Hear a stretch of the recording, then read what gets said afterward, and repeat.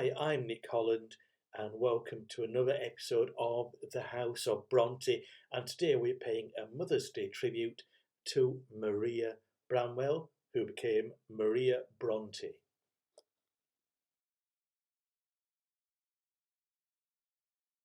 Now, today is Mothering Sunday, more commonly known as Mother's Day here in the United Kingdom. Now, I know in the USA and other countries they celebrate it on a different Sunday, but here we are. It's nearly April, the end of March, and we're celebrating mothers, or at least that's what we do today. Mothering Sunday, Mother's Day, wasn't initially a celebration of mothers. It was a time when servants got a day off from work to go back to their mother parish, to go home to visit relations. That's how Mother's Day originated. Now it's become something quite different. It's become a celebration of mothers, and quite rightly, where would any of us be without a mother or a mothering figure in our past, in our lives? So mothers are really important. So happy Mother's Day to all the mothers out there who are watching this. So we're looking at the Bronte mother, Maria Brontë, initially Maria Branwell. Now, a lot of the Bronte novels are at least partly biographical, so are there portraits of Maria Branwell in the Bronte novels? Well, that's the first thing we'll look at, because there aren't mothers in the Bronte novels. Have you noticed that? Jane Eyre, she's an orphan, she's being brought up by her aunt.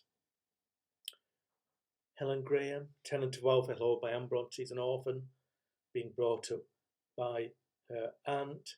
Lucy Snow, Viet, doesn't have a mother. Shirley Kielder, the eponymous heroine of Shirley by Charlotte Brontë, doesn't have a mother. Heathcliff doesn't have a mother. So all these Bronte novels, no mother figure. And there's an obvious reason for that. The Brontes, through most of their childhood, the Bronte siblings, all 6 of them, tragically didn't have a mother. Their mother, Maria, died far too young.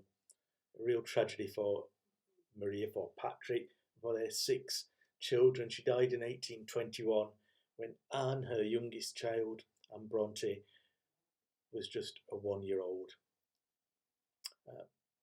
So Aunt Branwell, Elizabeth Branwell, came and helped. She took on a mother's role, really. But before that, Maria Branwell was a mother to the 6 Bronte children. So now we've looked at why there might not be these depictions of mothers in Bronte novels. We'll look at what we know about Maria Branwell, mother of the Brontes.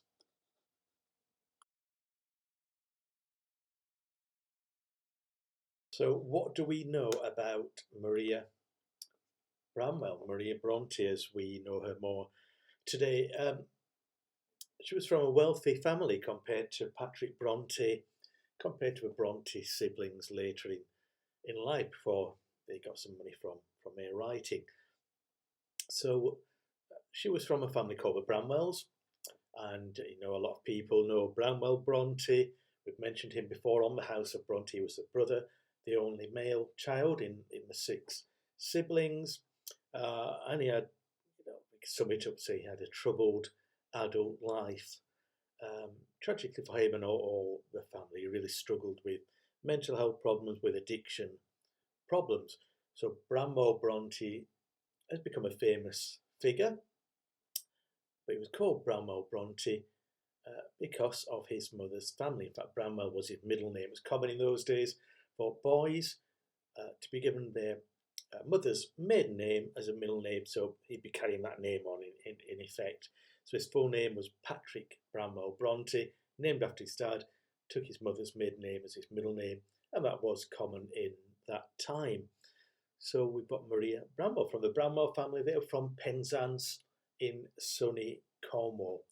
Certainly sunny, certainly warm compared to Haworth, 400 miles to the north.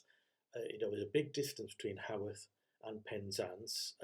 So it's roughly 400 miles as the crow flies. And in fact, as the crow flies, Brussels, where Charlotte and Emily Bronte went to in their adult lives, is closer to Haworth than Penzance is.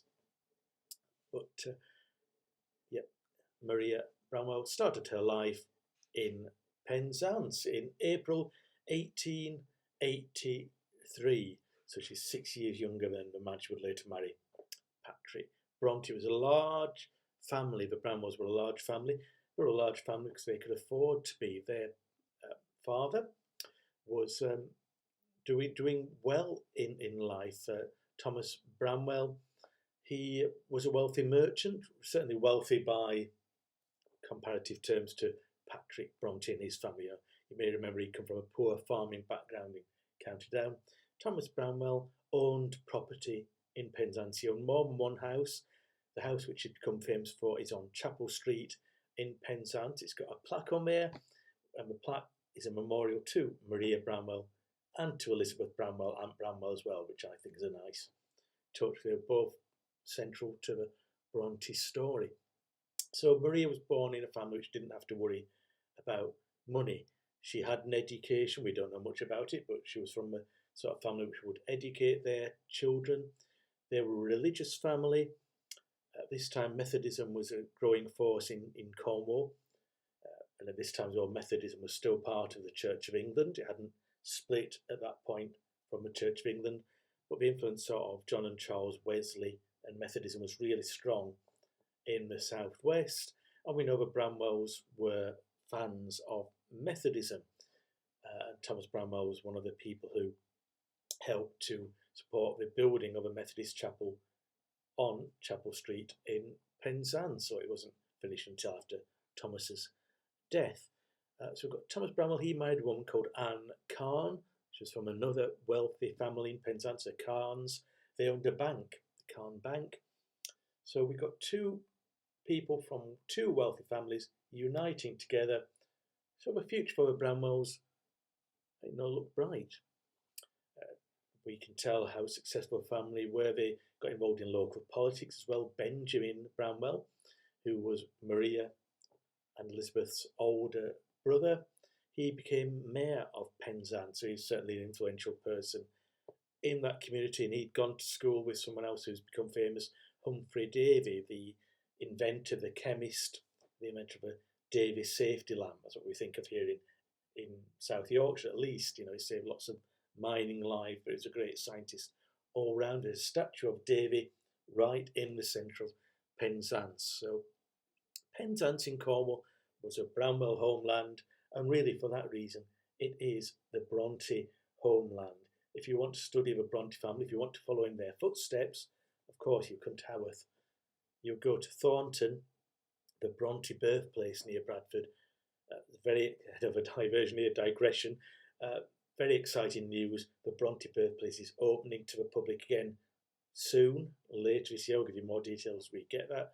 But you'll have the opportunity to visit the Bronte birthplace in Thornton. I've been there. It's a wonderful place. They're doing a great job on it, and I'll bring you more on that. But yes, going back to following in the Bronte story footsteps, following in the House of Bronte footsteps, you need to go to Haworth if you get the chance. Not all people are as lucky, of course, to live here in the UK, but if you get the chance, visit Haworth. And then you'll want to visit Thornton.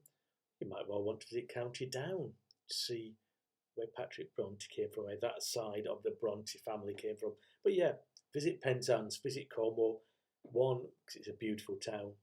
It's a beautiful part of the country. Some great beaches in Cornwall, great places to have a lovely family holiday. And, you're following in the Bronte footsteps. You can trace the Bronte maternal route in Penzance, Cornwall. So that's where Maria Branwell was growing up. We know she was an intelligent child. She was a deep thinking child. She was a very religious woman, which suited Patrick Bronte well when they met up. But there was a catalyst, really. Her parents died within a year of each other, and she had to decide then what would she do in her life. She She was single, so we're going into 1812 now. By that time, she's about to hit 30, approaching 30, which is a milestone, especially in early 19th century times. You'd run the risk of getting, horrible term, but getting left on the shelf.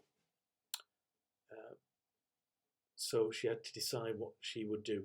Would she stay in Penzance, maybe become a spinster, maybe help some of her family? She had a large family, help them raise their children, which is what Elizabeth Branwell, her older sister, was doing.